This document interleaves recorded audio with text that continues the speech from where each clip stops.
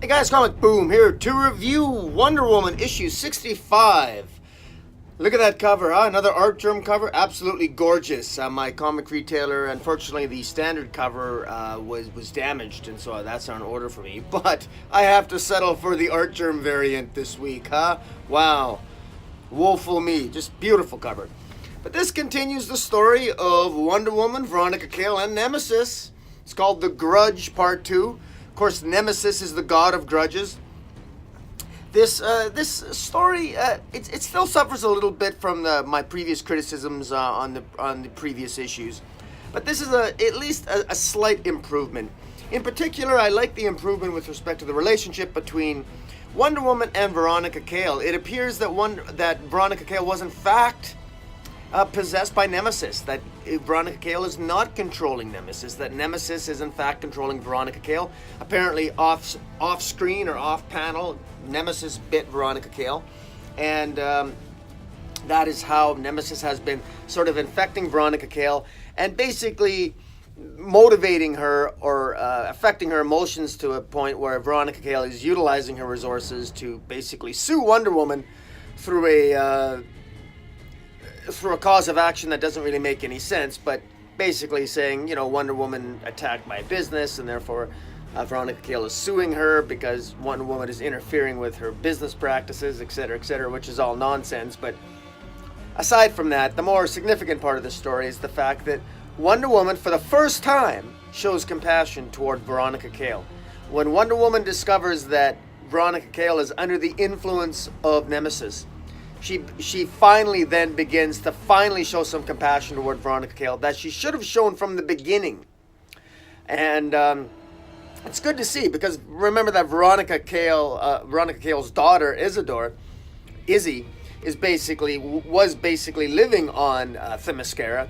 And so when Ares killed himself, when Ares essentially goaded Grail into killing him with the God Sword and he died, that led to what seemed to be the destruction of Themyscira, because it's been established back in Greg Rucka's original Rebirth run that essentially Themyscira was created essentially to be almost a prison for Ares. That the Amazons were like the gatekeepers or the prison guards to sort of keep Ares at bay, and that's in large part why Themyscira was created, at least under the Rebirth origin as created by Greg Rucka. Now, we're not sure what happened. Neither is Wonder Woman. Neither is anybody, quite frankly. Neither is Nemesis. No one really knows exactly what's going on. The central mystery is, where is Themyscira? Where is Olympus? Now, there seems to be some confusion, because while Olympus was destroyed, Olympus being destroyed would not mean that Themyscira is destroyed. But J. Willow Wilson appears to conflate the two, or she seems to think, and maybe that is the case, that when Themyscira, when Olympus was destroyed in the witching hour, perhaps Themyscira was too, or maybe that's linked to when Ares basically had goaded Gale into killing him with the God Killer sword. If he dies, well then what happens to Themyscira? Because if Themyscira exists solely as a prison to Ares, if the prisoner dies, does that destroy the prison? One would not think that the entire prison would die just because the sole prisoner would die, but maybe that's what happened, or at least that's what Wonder Woman fears has happened. When Ares died, did it destroy Themyscira? And if Themyscira was destroyed, that would mean that Isadora, Veronica Cale's daughter, would also be gone. Now, of course, I doubt that Themyscira is destroyed, but where is Themyscira? What's the mystery? That central mystery still exists. And what I like about this is that at least there's a meeting of the minds, of compassionate minds, that Wonder Woman finally reaches Veronica Cale. They have a good hug, and Wonder Woman finally shows some compassion toward Veronica Cale, a compassion that was decidedly lacking, especially at the end of Greg Rucka's run. It was one of the more of the significant, I think, character misses by Greg Rucka at the end of his run, which was otherwise a decent run, but I thought that he really showed Wonder Woman as being devoid of compassion toward Veronica Cale at the end of his run, and yet Wonder Woman showed a lot of compassion toward Ares and the twin sons of Ares, Phobos and Deimos, but didn't show any compassion toward Veronica Cale in my mind. And so it's nice to see some of that J. Willow Wilson bring some of that compassion back that Wonder Woman showed Veronica Cale. That's good. That's what this comic book needs. Now, where do we go from here? I'm not really sure. We do know that this comic book ends with Wonder Woman. Basically, she's going to be going on the hunt now for Themyscira, not only because she wants to find her mother, but she also wants to find, obviously, she wants to find Isidore, Veronica Cale's daughter as well. She did make that promise to Veronica Cale. Finally. And beyond that, the rest of this comic book, I gotta admit, is mostly just filler.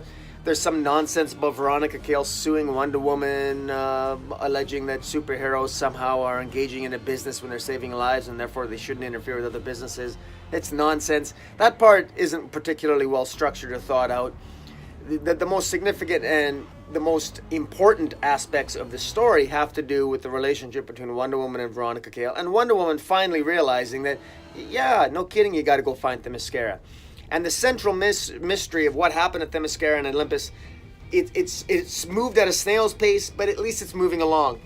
There's some other interactions between Aphrodite and Steve Trevor, which are, I think, more just for filler. There's a lot of exposition here, character moments that aren't, I don't think a lot really moves, a lot happens.